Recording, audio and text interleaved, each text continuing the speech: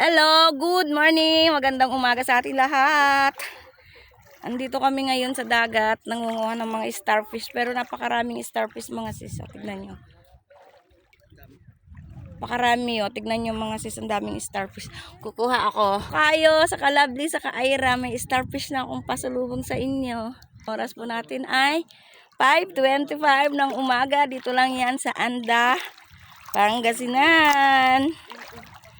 Grabe kasi, mababaw kasi yung tubig ngayon. Kaya to, sarap maglakad-lakad dito. Mga octopus.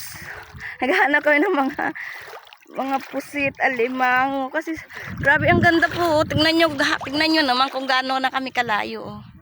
Tirahan namin. Pero pag mataas yung tubig, hindi ko makapunta dito kasi sobrang lalim. Dumating kami kahapon, alas 10 na, napakalalim pa ng tubig. Ngayon, inabangan namin 4 o'clock pa lang ng umaga. Gising na kami kasi gusto namin maglakad-lakad dito sa gitna ng dagat. Saka sa babaw lang. Sarap mamili. Ang sarap maghanap ng wala. Ayan, tignan nyo. Sobrang ganda mga sis.